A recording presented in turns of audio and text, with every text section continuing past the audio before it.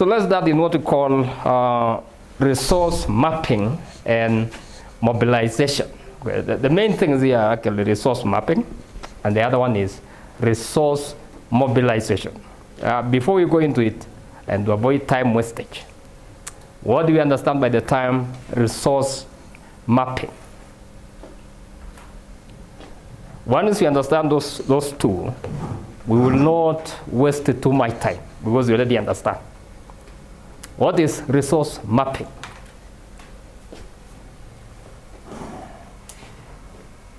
You want to try?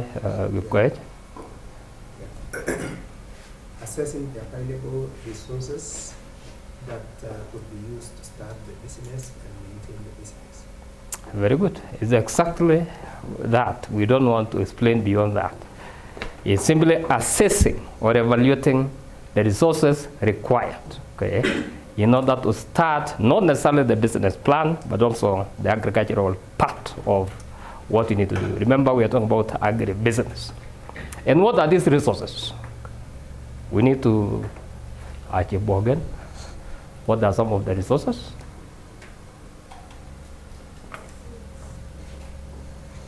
Yes?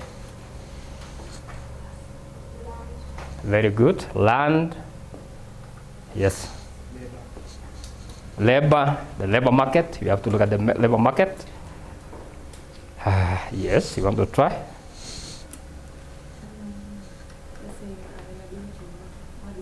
Water. That's good. Yes. I thought you were raising up your hand. Yes. Money. Okay. You require money also, infrastructure. Okay. The road infrastructure. What other infrastructure? Technology infrastructure and so forth. Okay.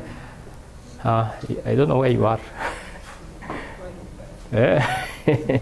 What about resource mobilization? What do we mean by that? Resource mobilization. Yes, my friend. Yeah, okay. Yeah, it is mobilizing or actually collecting the resources that are required. What are these resources that are required in order for us to collect or maybe collect? What are they? Can we ask Wendy? No, it's okay. Nobody is willing. What are these resources? Yes, very good. Human resource, okay. Finances, okay. Resource mobilization. So that's actually what it is all about. Second slide. Go even to the third slide. Because the others are simply. Now, what is agribusiness? Is this okay? The challenges. Agribusiness is inherently resource intensive. Okay, it requires a lot of resources, and because of that, we require what we call climate. We need to know climate. You cannot just plant. Yesterday we talked about you cannot plant coffee in Turkana. Neither can you plant maybe tea in Wachir. You cannot. So you need to understand the climate. The price volatility when we are dealing with agribusiness. You need to understand what is the prices. The cost of groundnuts, for example, in Nakuru, could be very expensive. It would be around 200 or 250 per kilo. But then you go to Western Province, you will buy it at 150, probably. So the volatility, you need to know to map where you are. Biological factors such as pests and diseases. This can actually lead to crop failure. Next one. So what is resource mapping as we defined it before? Okay, so we have defined that, and we said it is organized process of identifying, recording, and evaluating the resources that you need. And we talked about physical assets, land, infrastructure, and so forth. Non-physical, human skills, you need the knowledge. Okay, those are some of the soft skills that are required. Next. Now, what is resource mapping? We have said that the key benefits of resource mapping is provide a clear picture of what you need to do in agribusiness. You need to have a clear picture of what you need to do, support information, planning, and efficient resource allocation so that you are able to allocate the resources.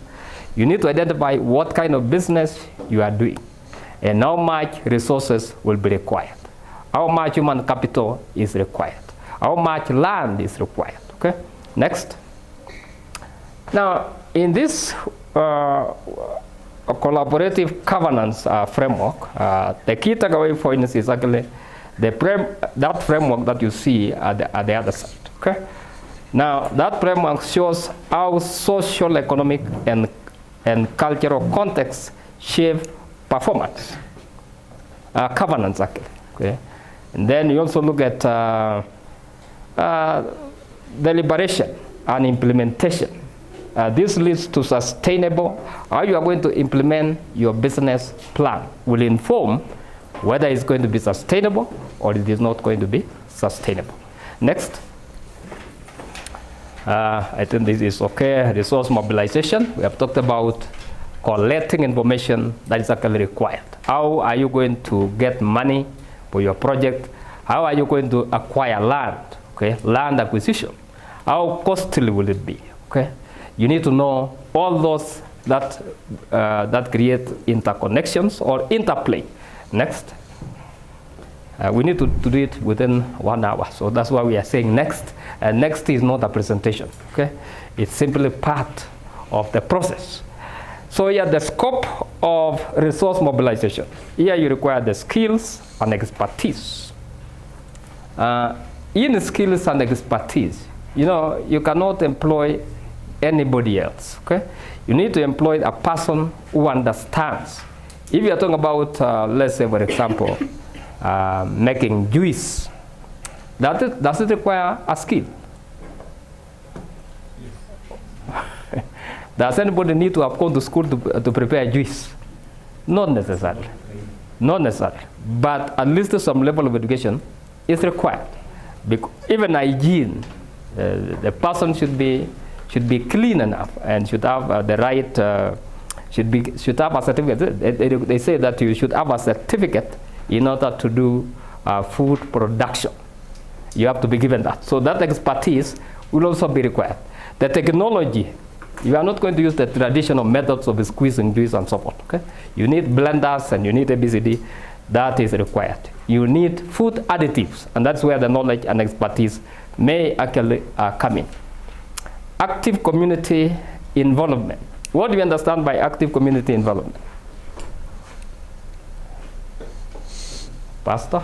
Putting every human resource that is available involved in the business or the enterprise or the activities. Yeah, stakeholder engagement. Okay? Yeah. You require the community to be part of that project. You have seen situations whereby if you start a project, a big project, and the communities can actually demonstrate against you because you are not employing them. Okay?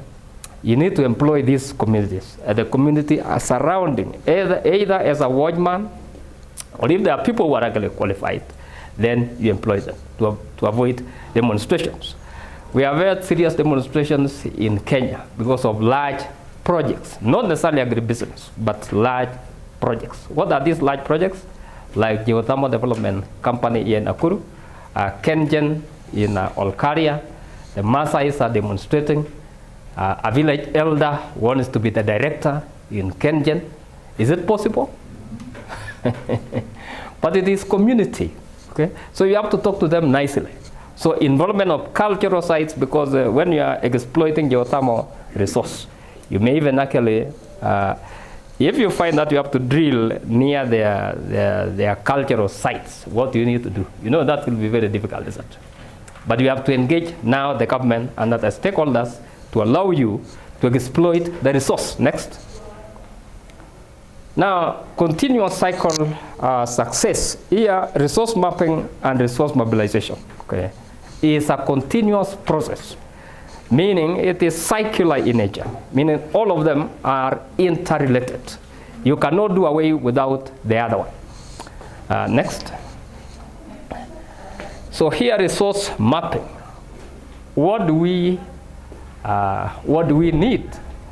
You know, this is a vital process. It involves systematic identification, documenting, analyzing, and all that, okay? So we need to know availability. Is the land available, okay? Is the workforce available for that kind of project that you want to do? What about the quality? Quality is actually very important. Without quality, you cannot actually get maybe success or actually better profits and better outputs. Accessibility. Is it accessible? Is your project accessible? Do you have the right infrastructure? Do you have the right communication network? And so forth. Costs. Is it cost effective? Or it may lead to losses. So those are things that you need to ask yourselves. And for example, again, associated risks. What are these associated risks when you are doing agribusiness? What are these associated risks? Abby?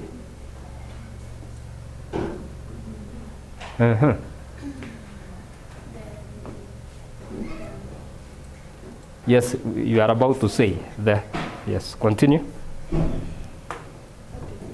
the placement of where you want to start with. If you did not share with the product that you are going to be able to make right there. And maybe the demands, like your profits, like whatever you're estimating to get in the profits, you need people to come there. That is also a risk to take. Yeah, that is very good. You have actually tried. You know, you have actually struggled, but you've got it at the end. Yes. We can also say sudden and price fluctuations in the market. Very good. You need to be prepared for price fluctuations in the market. Fluctuating. We talked about market volatility. Yes. Maybe another risk is maybe you planted, but the harvest has not been done well. So that is a risk. So you talk about crop failure as a result of what? Drought and other pests, for example, can invade, and then it leads to crop failure. Those are things that you need to take into account when you are doing agribusiness. You know, we are talking about agriculture and then business. The value chain, the whole of it, value addition, and all that kind of stuff. Next. Strategic planning, yes, it's the same thing. So we go to the next one. Now, physical and natural resources, okay? You know, these are things that are obvious. We have actually discussed this time and again. And of course, land is a very important aspect. Without land, you cannot plant. But of course, we have nowadays buildings. You grow your items at the top of the building, okay? So that it is dual purpose. You have the building, again, you have the crops at the top of the roof, okay? So, but land is a very important resource. Water is very important. The climate. Whether it is going to be, let's say, rainy, or it's going to be dry areas like the Turkana, like Kajiado, like Baringo, and so forth, or the wetlands, such as Nakuru, Kirinyaga, and many other places that receive heavy rainfall. The raw materials. What raw materials do you require? Okay, like such as rice seeds. Are you going to get them in Andy? Are you going to get the cows? We treat the cows here as raw materials if we are going to do dairy business, for example. You go ahead. So mapping the land resource. You know, these are things that we have talked about before. You require the soil. The soil must be fertile. The topography of the land, is it going to be slopey or actually in the plains and so forth? The size. If you are going to do tea, how much land do you require in order to get profits? You require 1 acre? Can you get profits? It How do you get profits, Reverend? Even in a quarter of an acre, you can get profit so long as you uphold the farm management practices of your crop. But how much profit? Is it going to help you alone, or is it going to help the extended family? Now the profit will be small. Yeah, because we want everybody to benefit from you. You need to employ a number of people, okay? So if you have a quarter of land, you only employ one person. But if you have 1,000 acres of tea, how many people will you employ? A lot of people, okay? You require accountants, you require farm managers, you require drivers, you require people who are going to work in the office, you require a technician, digital technician, and somebody to work in the laboratory to check the soil pH, the nitrates, and all that kind of stuff, okay? The location, that's very important. It has to be accessible to the market. Maybe the road infrastructure should be very good, should be maybe tarmac or marammed roads and so forth. Don't just go into the bush. You don't simply go to Kuresoi and buy a small piece of land in Kuresoi where it is not accessible. Therefore, you will not be able to succeed in your business plan. Next. Mapping the water resources, we have talked about that. Water is very important. Are you going to involve irrigation? Is it rain-fed agriculture, or is it one that you need irrigation? Next. So mapping the climate resource, the patterns, the rainfall, is the rainfall, is actually the same thing that we have talked about. Is rainfall available, or you are going to use other strategies to be able to maybe water harvesting, using water pans, sand dams, and all that kind of stuff, and do irrigation. Next. Now here we have climate, food systems, and policy. Okay. Now when you look at this picture here, it tells you something. We have food systems here actually. If we have a good rainfall, then we are going to have sustainable food systems. If there is no rainfall, of course, we have a lot of problems. But whatever it is, here we're talking about sustainability, sustainable diet, sustainable food practices, okay? And when you look at this, it's sustainable, okay? You look at that, it's sustainable. You look at that, it's sustainable food outcomes, and also carbon emissions. You need to prevent carbon emissions so that you have a sustainable system as a whole. Not look at it in terms of food alone, but you also look at it in terms of water, you look at it in terms of rain, you look at it in terms of land, and everything should be sustainable when you are talking about agribusiness. Got it? Now, mapping raw materials. Of course, we are repeating some of these things. We have actually done it many times. Again, you need the sources, the cost, and the quality, supply, reliability. Is it, if you start a milk industry, then the question that you ask yourself is, are the farmers able to supply the milk every other time? Or at one point they will fail, you know? What is the capacity of your milk plant? If it is doing maybe 500 liters per day, are you able to sustain that 500 liters per day during the rainy season and during the dry season? Are you able to do it? So those are questions, pertinent questions that you need to ask yourself. Supply reliability.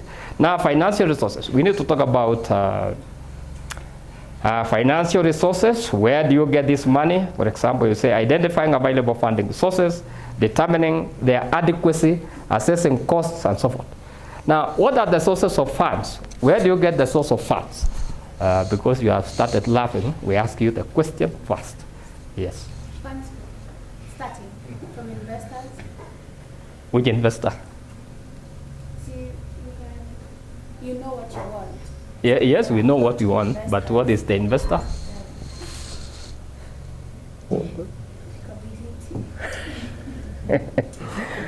Anyway, what are the sources of funds?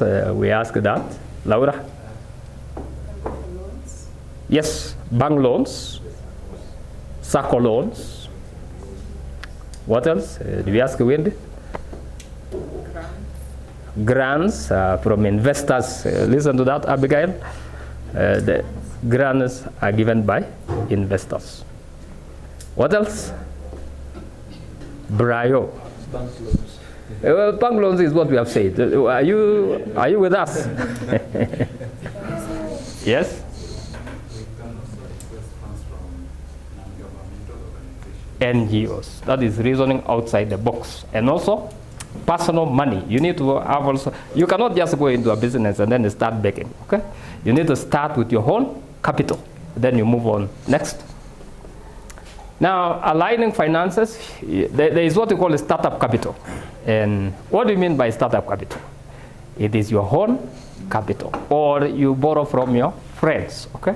That is the capital to acquire a piece of land, the capital to till the land, the capital to acquire seeds, and all that, okay? And then we have what we call working capital, for day to day, because you need to start, whenever you start agribusiness, first of all, you need to employ some people, is it? And you need money in order to be able to pay them at the end of the month or at the end of every week. And then we have what we call growth capital for expansion. If you start your business in Nakuru, you need to expand to Naivasha. From Naivasha, you need to expand to Nairobi. From Nairobi, you need to expand to Nanyuki. That is actually money required for expansion. And emergency funds, just in case of risks, just in case of crop failure, or actually poor supply, then you should have emergency funding. Next. Startup capital, we have explained that. Go to the next. Go to next. Working capital, we already looked at that. Have you gone faster or something? I don't know. Next again, I think we have looked about that. So evaluating funding sources. We have talked about this, you know. We have said we need from bank loans, from cooperatives, from societies, SACCOs, government subsidy. For example, we discussed yesterday about subsidizing fertilizers and so forth. Private investors, Abigail has already said that. Crowdfunding from the communities or from your friends, okay? You form a community of businessmen. You can borrow from one businessman and then you use it, but you have to return that money, okay? From emergency funds. Because if something goes wrong, you must have emergency funds. Next. We have looked at those ones, water, whatever it is, we have looked at that. Now, let's look at the outcomes of financial resource mapping. Enables organization to plan. Okay. When you know the source of funding, it will enable you to be able to plan and manage risks, as we have discussed so many risks, and then build resilient financial systems. You need to build a resilient financial system that can withstand shocks. You know, if there are shocks like COVID-19, how will you be able to get out of that? Because COVID-19 actually ran down businesses. Many businesses closed. Or even ask students, how were you able to cope up with COVID-19 during your time? Just an experience. Because that is one of the shocks that can come by. How were you able to cope up with the shocks of COVID? So we are just giving you an example of a shock that you can easily get. These things are not planned. They simply come. Just like El Nino, it can be dry the whole year, and then you have a problem. Or it can be rain the whole year, then you have a problem. Okay? So finally, I think we need to go to final. Go next. We have talked about that. We have talked about that again. So conclusion is from map to journey. From resource mapping, it is now a journey. Because you cannot just turn back. Once you acquire all that, and you are now poised to start an agribusiness, you cannot turn back. It is a journey. You have to move. Next, and I think that will be a thank you note. So that is it.